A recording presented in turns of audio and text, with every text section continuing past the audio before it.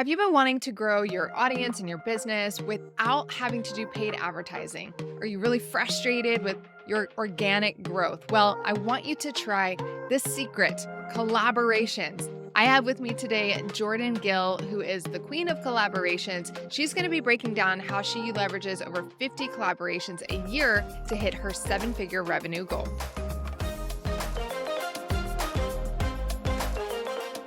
Well, friend, I am really excited today because I am actually bringing you a new friend of mine. Her name is Jordan Gill, and she is a seven-figure business strategist. Now, you may know her from her Done in a Day program, which is how she helped over 500 people create VIP days. Those one day, often in person, but not always, strategic days where it's just kind of one and done, right?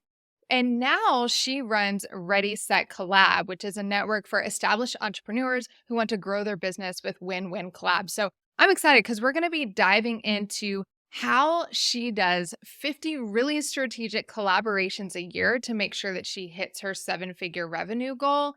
And there's some neat kind of like nuances and tools that she uses to make this possible. So there's so much goodness we're going to be talking about. I'm really excited. Jordan, thanks so much for hanging out with me. Yes, thanks so much for having me on. I'm super pumped. Community is definitely something that I enjoy myself and that I think is extremely important in entrepreneurship, like crucial. Yeah. So tell us what your favorite community is that you've ever been a part of and what you love the most about it. Yes. So I've been a part of quite a few communities. A mini background is that I've moved 12 times in my life. So I have been in and out of a lot of communities, whether it was local, because I'm literally moving. I went to three different high schools in three different states. So I've had my fair share. And I would say that one of my favorite communities, I'll keep it recent, is a peer mastermind that I'm a part of. And the reason for it is because there's such a level of vulnerability that we have with one another with things that are really hard in business that have you questioning everything, that have you feeling like, oh my gosh, am I cut out for this? And I think anytime you have a community where you can be real in yourself, whether that's, hey, I like to go to sleep at 9 p.m. and wake up at 5 a.m. and go running, or hey, I'm a night owl and I'm up till 2 a.m. and you won't see me until 10 a.m. And that is what it is. When you can just show up and be yourself and there's no judgment or uh, trying to adjust yourself to the community, I think is one of the most powerful things. So my peer mastermind, I'm very, very fortunate and blessed that we see each other for who we are and still accept and embrace each other, which is pretty rare. Yeah. And I think ultimately, as humans, that's what we all want. We deeply desire to not just be accepted. But here's the thing is I think in the world that we live in today, especially with all the social media and all that, I know everybody likes to blame that. But I think we all put on the face and the front that we think is most likely to be accepted, right? And then when we get that acceptance, we actually don't feel true belonging because deep in our heart, we know they're accepting that version of me, but that's actually not really me. They don't know all of these other things. They don't know the truth about what I'm dealing with at home or what my P&L actually looks like or all of these other things. And so when you have this community of people that knows you fully and yet you're still accepted, like that's the ultimate belonging, right? Right. Yeah. Okay. All right. So we're going to dive into collaborations. And I'd love for you to give a little bit of context because a lot of people probably know what this means, but I think it's something that people have always said collaboration over competition and all of these little phrases, which basically means have a mentality that we should all work together to grow each other's businesses. And I have some friends actually that are all artists, all in the artist space that have been collaborating for years and their businesses exploded. And there's so many people that would look at the fact that they all do something similar and serve a similar market and be like, yeah, we should never work together. We should never promote to each other's audiences. We're competitors. But they chose a different route. But you've really taken it to a whole nother level. So can you talk like, what does collaboration even mean for you? Yes. So collaboration to me means that you're able to take more than one business, right? So you and one other business, or you and 10 other businesses, and you're able to march toward a similar goal, meaning that you found some sort of win-win-win. And a real life example that I really like to share because it really fascinates me is the Michelin company, so the tire company, and restaurants. So if you are a foodie or if you watch food competitions, you always hear how many Michelin stars do they have, restaurant Michelin stars, the Michelin guide, all that stuff. And how that actually started was Michelin realized that not enough people were driving. So tire sales were down. And so they were like, how do we get people to drive? Right. And so if they are going to a restaurant, they have to drive.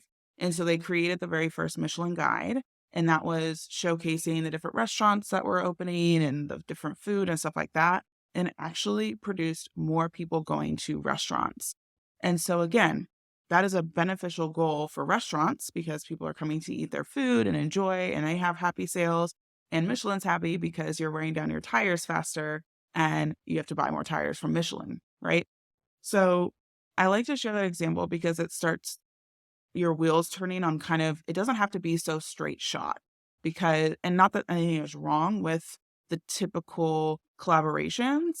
And there are so many ways and depths that you can go when you think about how you can create those win-win collaborations, because it may not be like, oh, you get sales and I get sales, right? And that's great and a win for sure.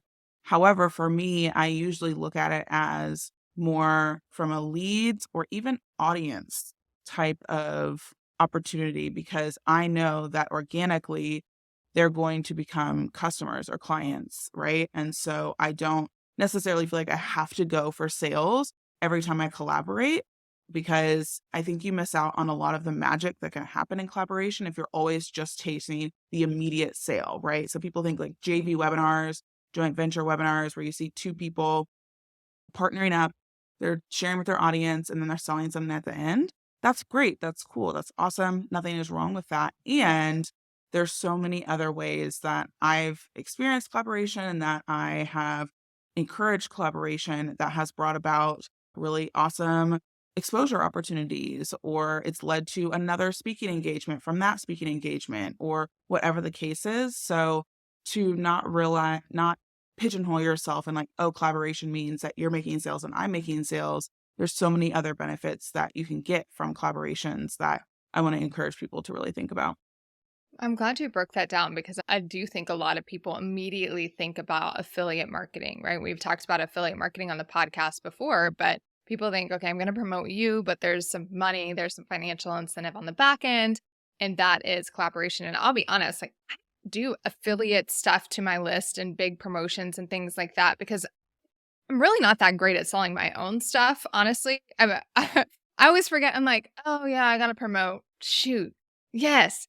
So like, I'm not going to give that energy and space to other people right now because I need to get better at doing it for my own good, if you will. But I love working together in all other sorts of areas and figuring out how I can elevate and lift up other people's businesses, if you will, because I know, like, I just know that's going to come back around in a lot of ways. But the thing that's coming to mind for me, which is interesting because you brought up Michelin, which is not in our industry. I love, first off, they were very clear on the problem they needed to solve, which I just released a podcast episode on this. It's like solve the right problem. The problem wasn't that they were bad at marketing and sales. The problem was people weren't driving, right? So they found a way to solve that. Super smart. But using something that's outside of the online space, I love doing that in examples. And in my old online marketing days, like traditional and online marketing, we did marketing for high-end retailers of appliances, like Genair Appliance and Thermador. And we did what we called co-op advertising, which this agency that I was partnered with was really well known for. And basically what it was is we would pitch to Genair or GE an advertising campaign we wanted to run about our store, but we were going to highlight their brand in that ad campaign. And they would essentially pay for the whole advertising campaign as long as it was their product that was featured in the campaign. And it was how we got hundreds and thousands of dollars of free marketing and advertising money because these brands have co-op funds just sitting there. And so it's fascinating because I think about how there's so much in traditional marketing and advertising that has not yet translated over. And I know that's really the extreme of the idea of collaboration, but this isn't anything new. It's just something that our industry has had a different culture. And I think you and other people are really starting to shift that. So, talk to me, like, give me some examples of different ways that you do collaborations. Yeah. So there's quite a range. And there's parts of me that are like, maybe I should just hone in on one type of collaboration. But honestly, I don't do one type of collaboration. So it feels weird to kind of go down that path. But some common collaborations that I've done or that I've seen people do are guest podcasting like this, or podcast swaps where someone's on your podcast and then you're on their podcast. I've seen list swaps. So where you each give each other a freebie and you do a solo email blast to your list, showcasing that freebie so that people can join that other person's list and vice versa. I've seen collaborations where it's like speaking, very, very traditional in the sense of, hey, you're coming and speaking on my stage, or again, we're doing a panel or things like that. And then I've also seen really, again, like out of the box type collaborations that are you see less often, but are less awesome, in my opinion. So, like, for example, I'm doing a collaboration with a gal for my event, and I have these 16 VIP speakers who are attendees who want to share their message. They have something that they want to give to the community that's coming, both in person and virtually. And so they are this really awesome messages, whether it's, hey, I'm the breadwinner of my family as the woman, and how that has shaped the success in my business. A lot of really interesting conversations to be had. And I wanted them to have support in creating that message. I didn't want them to feel like they were just going up there and talking. So I actually collabed with a gal who is a speaking coach. And we did where she is supporting my VIP speakers and helping them shape their message and also come up with like their titles, stuff like that. And then in exchange, she's introducing all of them and getting exposure to the, again, projected 1,000 people, 800 online, about 200, 250 in person, who potentially are wanting to speak. So instead of me being like, okay, like everyone's on their own, like figure out your speaking stuff, I get to highlight somebody that I know is awesome and talented and experienced in the speaking coach realm. And she now has the opportunity to get in front of exactly who she's trying to get in front of, by introducing every single speaker and working with every single speaker. It's literally like watching 16 case studies for this woman. And it's awesome. And I love it. And it's a win for me. It's a win for her. And it's been really a great way for me to think outside the box of, again, traditional collaborations. So thinking through, okay, what would an awesome experience be for my event, for my community, for my whoever, and having the other person get to be shown and showcased in a way that is very case study like is something that I don't think enough people are doing, in the sense of just that's one of the best ways to sell right now is case studies, to be honest. So yes, you can put it in a PDF or you can highlight it in a quick video, but getting to see like in real time people's case studies and people's experiences and whatnot, it's like, oh, like can't get any more kind of raw than that, so to speak. So that's one that I would love to see more people doing and showcasing and thinking outside the box of with their communities. And then there's other smaller ways like going in live on Facebook together or doing a Reels collab or things like that on social media as well. So there's many, many types of collabs. Yeah, I'm a speaker for a friend of mine's summit, and we did a collab reel yesterday, and I got a boxer from her this morning because she's in Australia. I got a boxer from her this morning that's like, I have no idea what you did, but I hit accept. Like, I don't know what this thing is, or like, did I do it right? And I'm like, You're running a summit. You should do a collab reel with every single speaker the day that it releases. There's so many things that we can do, but I really love that example of a speaking coach because not only is it a win for her, it's a win for the speakers, but it's a win for your community. It's a win for the attendees too, because they're getting much higher quality presentations that are going to help them make the progress they want to make and get results. So I think that one right there as being a win-win-win is a really, really great example of how this can go beyond just things like list swaps and podcast swaps. And those things are great. And there are companies like ConvertKit, I know, is trying to make it really easy for creators to collab. So now there's certain creators that if you subscribe to their email list, it immediately pops up and is like, you may like other people like this. And all you have to do is check a box and then you're automatically subscribed to those other people too. So and it's definitely, I think it's becoming more prevalent. Like companies are trying to make it easier for you to collaborate because especially with Instagram Reels or Instagram Live, and I've seen a lot of people blow up by doing collabs on IG Live and all that kind of stuff. So one of the things I think can hold people back from collaborations is having a short-term mindset. So can you talk a little bit around, because I think so often we just talk about the tactics and what you need to do, and then people hit stumbling blocks and they're like, well, they didn't teach me right. And I'm like, no. Like, you don't have the mindset that's required for this to work. So what shifted in you, or what do you find in yourself that helps you take this kind of approach? Oh, yes. I think it's I like how you framed it, like short-term mindset, because again, people think if I'm going to show up somewhere, I have to make sales. Like there, people are buying my stuff.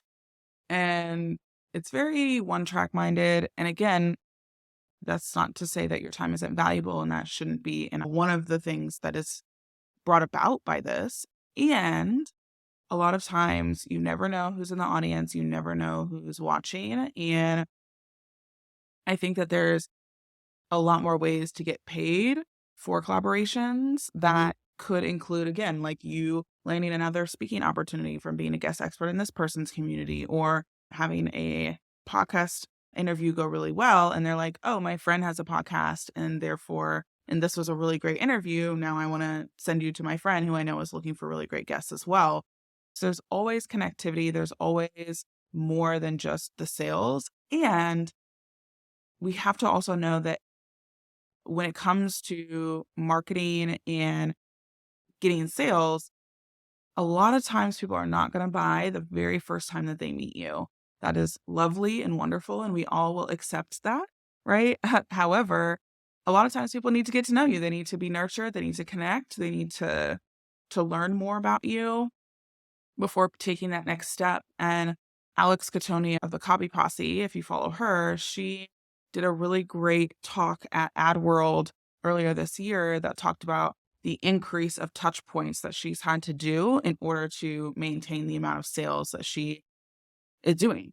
And what I mean by that, as far as touch points, means people need to see more content from her, have more emails from her, see more ads from her, whatever the case is. They need to literally have more times that they're seeing or experiencing her brand in order to maintain the same level of revenue.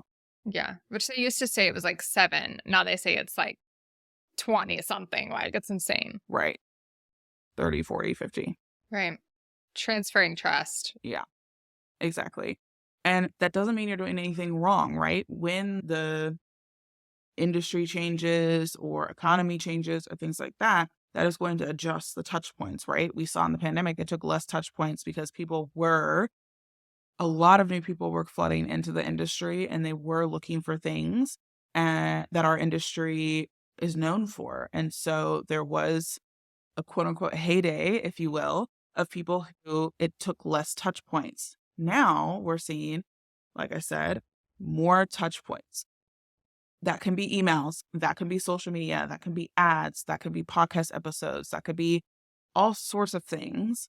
And so if your short-term mindset is I only want to do collaborations where I'm going to get the immediate sale, then you're going to miss out and actually have to keep chasing sales rather than like I'm continuously planting and harvesting the seeds throughout the entire year from every single collab that I've ever done. And so with that consistent flow of collaborations happening, I'm collecting and engaging with people along the way. And someone will come in and purchase a month from now, 2 months, 3 months. And so again, instead of me um, always having to chase the sale for that month or the next month, it's, oh, like I've been planting so many seeds, I'm nurturing along the way that I know it is, again, a given essentially that eventually people will start to purchase. Now, will there be a certain subset of people who will never purchase anything from you? Absolutely. But I don't see them as unvaluable at all because a lot of times they'll share your podcast episodes, they'll promote you in different ways, they will be your biggest cheerleaders. And so I don't necessarily, again, think that it's uh, necessary to chase after like the highest of conversion rates, which I think is a dog chasing its tail a little bit anyway. And so when you think about, okay, I'm planting seeds and like bringing people into my world, making sure I'm nurturing them, because I think that, again, a lot of people are like collecting people and then like not talking to them really at all or like connecting with them in some way. And that is really missing out on a ton of opportunity and value too, because sometimes I'll send emails that have nothing to do with business and are just about my life or just about what I'm struggling with. And a lot of times people will want to book me on a podcast because of an email I sent or connect me with some person about another collaboration in some way, just because I was willing to share about what's going on with me. So I think that when it comes to business, yes, sales is the lifeblood, obviously, and sales can come about in so many different ways that in order to set yourself up for the best success, in my opinion, doing collaborations consistently is a wonderful way to get in front of what I deem lukewarm leads because they aren't cold, because someone's vouching for you. They aren't warm because they don't transferring that trust from that person. And so I will be straight up, I'm not great with cold. Like when I run ads to cold audiences, or I just drop myself into a community or whatever that doesn't know me, it's not great. When I'm introduced, when I am vouched for, things like that, it works much better for me. And I don't take offense to the cold audience thing. It's fine. And okay, if that's what works, then I'm just going to keep doing it. Yeah, for sure. They just don't know your greatness yet. They will. They will. I love how you mentioned that you can't just collect them, right? You can't just collect people. We have to nurture them. So is that, I know you have a private podcast. Is that part of your nurture strategy? Tell me a little bit more about that.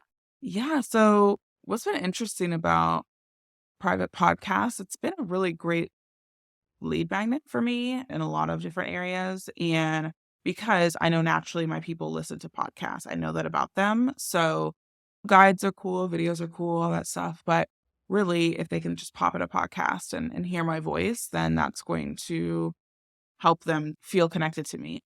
So, yeah, my collab cast, which is a 10 episode private podcast, and I walk through my process on collabs, philosophy on collabs, and why I think they're extremely powerful and underrated is really the way that I have Ready Set Collab set up is it's open close launch. And so in between, I want to be able to give in some way, shape, or form. So usually people are on my list and they'll get emails from me, right? But with the collab cast, they're actually hearing what I'm all about, what our program is all about, or membership really, and how I didn't realize how much of a system, right? How I do collabs is. And so many people could benefit from it because I know people who get a ton of collabs like I do, but they don't get an ROI from it in any way, shape, or form. They're not really being asked to be on other people's podcasts. They're not really seeing sales from it. They're not really getting a ton of leads that move the needle in any way, shape, or form. And so while it's like, oh, Jordan, you do 50 collabs a year, they're very strategic collabs. I don't say yes to every opportunity. I don't say yes to every podcast, every whatever, because then it takes me off the path. It takes me off of the end goal. And so I want to be in front of people who could potentially become clients or customers or collaboration partners or biz besties, right? Like I want to be in those rooms. I don't want to just be in any rooms. Like I don't do e-commerce. And while it's cool, I have literally zero issues with it. That's not who I help. That's not who I serve. I know nothing about it. You probably don't want to listen to me. I'm always going to say no to any collabs around that just because it doesn't fuel what my goals are. And so when it comes to the collab cast, it's a way for people to hear it's okay to say no to collaborations. That's definitely not like a philosophy I have, but that's a very big pillar that I stand on, I guess, because it's not just all visibility is good visibility. It's really being conscious of your time and conscious of your energy and showing up for the things that are going to get you closer to those goals that you're looking after. So Cloudcast is a nurturing tool for sure. And I use Hello Audio for it. I love using private podcasts. I have quite a few of them. They're always like, you may be one of our like highest used like people or whatever. I'm like, great. I love it. I'm sure Lindsay loves it. Yeah, she does. So, your private podcast, is it something that you're releasing new episodes all the time, or it's one and done, like when they can download it? Because I've done it with clients where it's just for their challenge or their whatever, and it's like there's like 5 or 6 episodes on there, and that's what you get. Or is it something that you're constantly updating? Yeah, so for that one, I do have it be a set 10 and whatnot. There could be a reason to sprinkle some in there. I've started a second private podcast that's called 21 Collabs and Counting.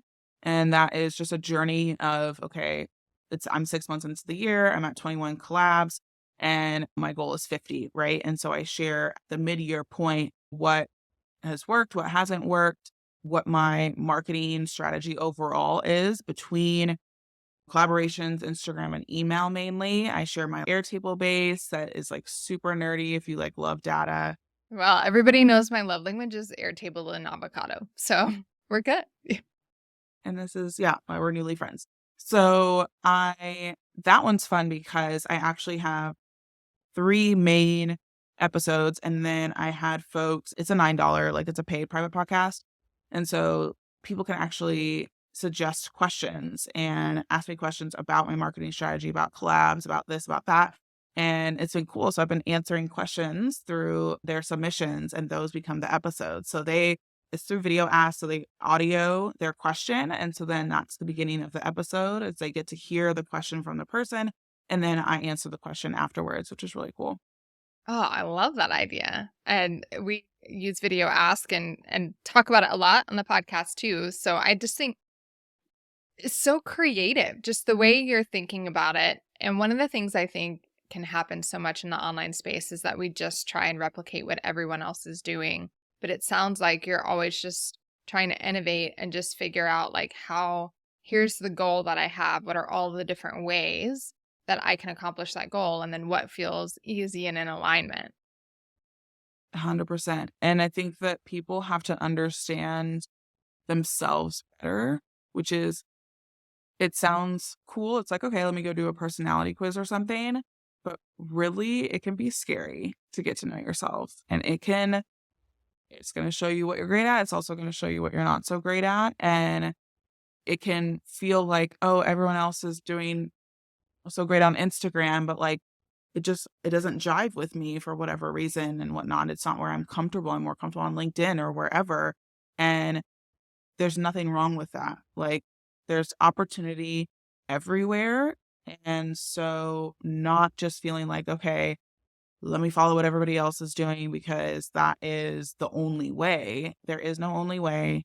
There's so many ways to make money, to have a business, and to market that it doesn't have to look the same as everyone else, right? A bunch of people are always talking about how I need to do ads because my organic does really, really well. Yeah, like I'll sprinkle some ads in there every once in a while, right? But for me, organic works and I don't have an issue with it. Curse the day every single day when I have to go and post something on Instagram or whatever. And so if it isn't broke, don't fix it. Don't feel like you're having to adjust to everyone else's opinions and expectations or ideas that they have for your business. Like that's their idea. And you can just put it in the parking lot and never return or return later if you want to. So yeah, I think that getting to know yourself is one of the most powerful things that you can do for your business because it will help you to make decisions much faster. And if you can make decisions faster, then again, the momentum is there, which can be a really exciting place to be in business. Yeah, a lot of people say the speed at which you can make decisions is one of the biggest determining factors of your ability to succeed in business. So I love that you mentioned that. So, okay, let's get a little practical here. I'm Sally Joe. I'm sitting here listening to this.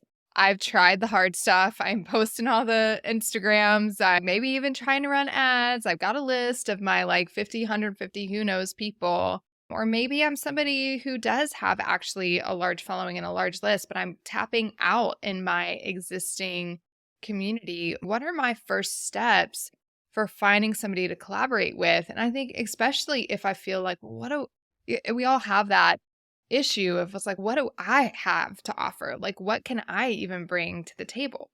Yeah. The thing about finding the best collabs is that usually you're not just gonna, again, be scrolling and all of a sudden there's like, oh, this person is a great collaboration partner for me.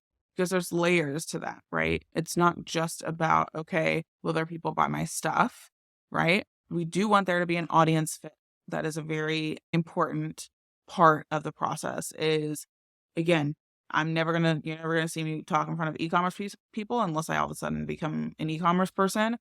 So finding those audience matches is key. And then I think technically before that, it should be a values match, meaning that, again, this person isn't like, I would never go and speak to somebody's audience who they've blatantly said that like VIP days are the worst business model ever. It would, one, selling my done a day self study probably would not go well anyway, right? And whatnot. But also, it's just like, okay, like, that's not going to benefit either of us in any way if you're very much against VIP days. Now, if I'm not even selling my VIP day thing, then maybe it doesn't matter as much, but making sure that the values are aligned. Yeah. So you feel like you're remaining in integrity and that they are as well. And I think that's something that's more important these days because who you align yourself with can get you in a heap of trouble, right? If you're not paying attention to that. Associations are big. And I think that people, for some reason, don't think about that. I think about that often and am very, I mean, it sounds like meticulous or something, but I am very cautious or hesitant about, again, what associations am I building and who I'm connected with or who I do affiliate stuff for or things like that. Like I would say that it's very tough for me to say yes to a collaboration with somebody that I've never spoken to ever. Now, are there people that I've like bantered on Instagram with back and forth and we've been following each other and I'm able to follow along with what their thing is?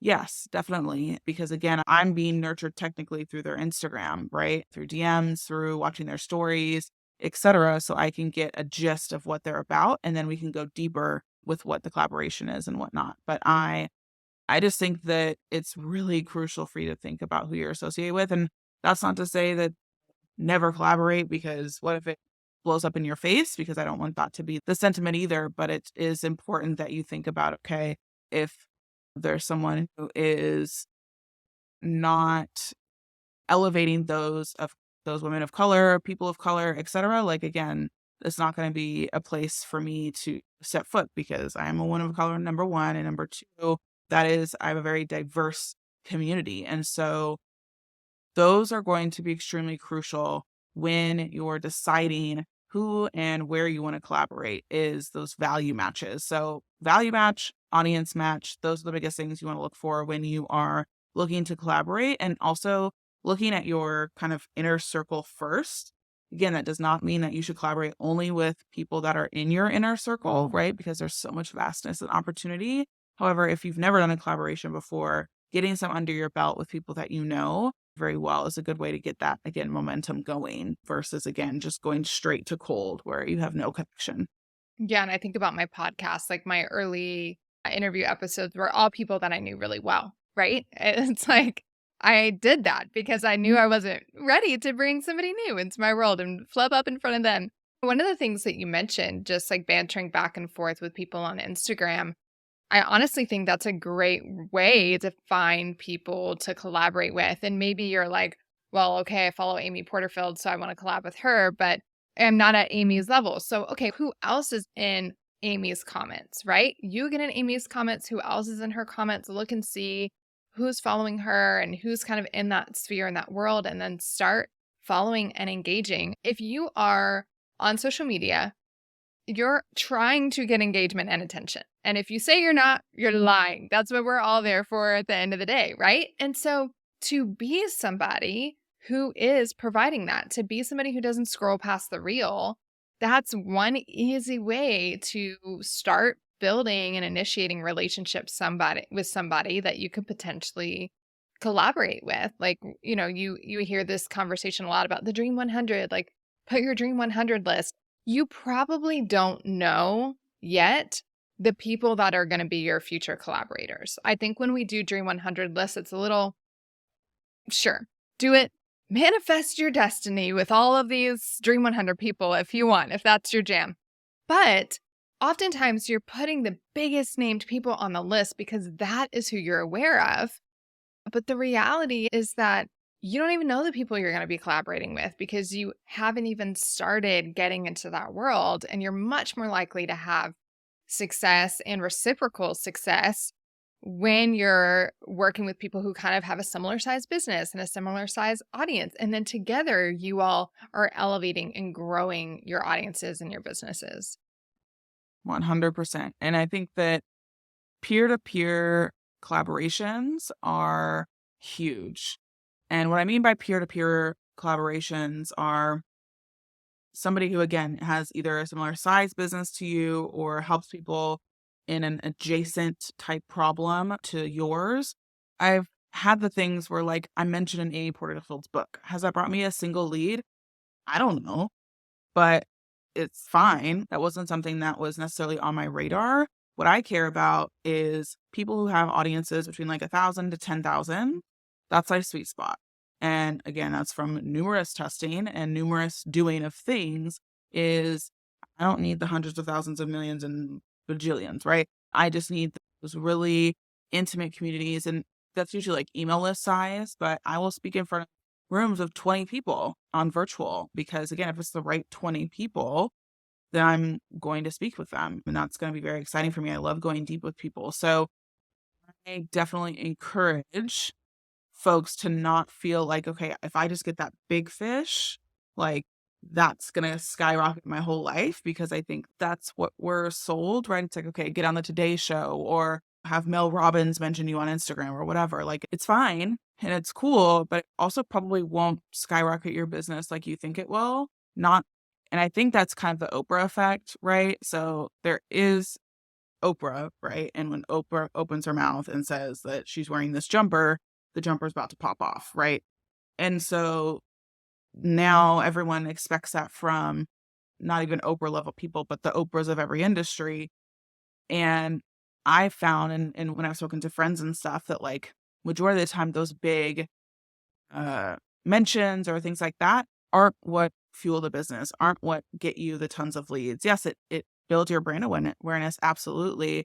But to get leads, to get more opportunities to speak elsewhere, I think that peer-to-peer opportunities is the number one way to have that train just like flowing on the tracks is looking around you left, right, not looking up all the time and finding people who are again in your sphere and have similar size audience to you. Yeah, and so true. I'm just thinking back on the collaborations I've done, and I've spoken to audiences of multiple thousands, and yet I spoke at a little event. I think there was maybe 15 to 20 people at this event, and I spoke at that event, and I have built so many relationships and connections. Next week, I'm having dinner with 2 people from that event, and then a couple weeks later, I'm having coffee with somebody from that event, right? I'm getting more depth of relationship and future collaborations from that room of 15 or 20 than I've gotten from being on stages with thousands in the room. Okay, so selfishly, I know we're running out of time a little bit, but I know my team and I are starting to figure out ManyChat, and you use ManyChat really well. And for those of you that don't know, ManyChat is it. In fact, I used it years ago when all you could do was use it in Facebook Messenger, and it just wasn't it didn't have the stuff then, right? So I just put it on the shelf, didn't do anything with it. It was really funny because recently I logged back into or like my Facebook because you have to sign up through Facebook to create this account. And it was like pulled in all of my old health and wellness business, like all my old businesses. And I'm like, oh yeah, I used to do this forever ago. But it's an automated chat bot, if you will, and you can do it in a way that doesn't feel icky and slimy. You do it in a way that it actually serves your audience and your community. So can you talk just a little bit about that and how you're leveraging it? Totally. I love me some ManyChat. Use it because I have a pretty significant following on Instagram, about 25,000, and I don't have an email list of 25,000. That is a really great place for me to, again, connect with people, nurture with people, also then bring them onto my email list. And so what I will do in the simplest of ways is, again, do educational how to or share a story. And then at the end, I'll not only verbally say it, and I also will have it on the actual video or reel or carousel, but I also will put it in the captions where I say, comment below, waitlist one, and I'll send you the link to sign up for our waitlist, right? And what was interesting was prior to doing it that way, you would think people will go to my link in bio often, but a lot of times I would have like a short link or an easy link that people could go and check out, and people would type it in, which was fascinating and literally the slowest conversion ever. But it got me really qualified people because if they're willing to sit there and be like, okay, basiclab.com/waitlist, right? That takes a lot more effort. Now we have ManyChat, so now we don't need to do that. But I use it for, again, bringing people to my wait list, people signing up for my collab cast, people purchasing things. So when I was doing my strategy saving mastermind, have people start conversations that way, get freebies, get all sorts of things. So it's a way for you to actually grow your email list through social media, whether it's Facebook or Instagram, specifically for ManyChat. And people really appreciate it. It's nice because when someone comments, it's actually up at at the bottom, at the top. It actually says like, I'm saying we messaged you something. And so you click that and then, either you say, hey, like, here's the link. Or what I've been playing around with more often is actually asking for people's name and email addresses in the DMs and just signing them up myself. So we've been skipping the landing page in a lot of ways, which is fascinating because landing pages and squeeze pages have been about in our industry for however long. And so now that you can literally share a 30-second or even sometimes like 7-second video on Instagram, and that's enough for somebody to give you their email address, is just pretty incredible. So either one works. And again, there's even more features like people can now purchase through ManyChat because now there's like meta payments and all that sort of stuff. So it's going to get really cool. And I found that, again, ManyChat is $15 for the ability to, $15 a month to have that comment ability and do I have an integration with HubSpot. So when I ask them their first name and their email, they automatically add to my HubSpot. So for some of the additional features, it's like $15 a month, but it's the best. I would rather spend that $15 a month and get email leads that way than thousands on Facebook ads. Like it makes sense to me. We're right in the midst of it right now. Like literally yesterday, my team sent me this, like they're testing. You can go on my Instagram right now and see it. It's being tested. But they were like, this is what we have set up. And the first question I asked in Boxer was, what if we just ask them for their email address? And then could we do that? Like, is it that fancy? And they're like, oh yeah, like if we do the pro account. And I'm like, how much is that? They're like $15 a month. I'm like, why are you asking me this? Do the pro account. Like, this is crazy. Like, yes, no. We just want to ask somebody their email and then get them the thing. And you can get the email, send it to their email, but then you can also deliver it right there. And I think the thing that's really valuable about it is it's really hard to capture attention, but it's even harder to keep it. So if we can get somebody to watch the reel, comment the thing, it immediately pops to the notification. They see the DM. It's like, you want the thing? Give me the email. You give them the email and then it pops the thing. They still get on your email list, but it pops what they asked for right there in the DM. They're way more likely to consume it. And that's the goal, right? Keep people consuming and making progress and building connection. So I love it because I think all of these things really weave together because you do the collaboration, but then the question is, then what? How am I nurturing? Where do they go? You do the collab reel. What do you do in there? Well, you can use ManyChat, and you can use ManyChat to give them an invite to your private podcast, right? Like it all weaves together. I love it. Okay, this is so good. And I know people are going to want to dive deeper, specifically to go into the private podcast to learn more about Collabs. So how do people get their hands on your private podcast other than going to your Instagram and commenting something and getting a ManyChat DM? So if you want to check out the private podcast, my Collabcast, it is readysetcollab.com/collabcast. And you can sign up there. And then again, if you are just like, I don't know about giving you my email, Jordan, yet, then come follow me on Instagram, come chat with me, message me. I am the person on the other side of my Instagram. I really enjoyed chit-chatting with people. And sometimes when my ManyChat does pop off, it's hard to manage messages in there, I'm realizing. So I'm trying to figure out my system to not lose things. But I love to talk. I love to, again, just have really interesting conversations over there. And so I would say those are probably the two best places. But I also do have a podcast, like a public podcast, System Save Me, that you can check out as well. Awesome. So System Save Me podcast, go to her Instagram. All of the links are going to be down below. So you'll have access to all of that. Jordan, thanks for hanging out. Thanks so much. I appreciate you, Shana.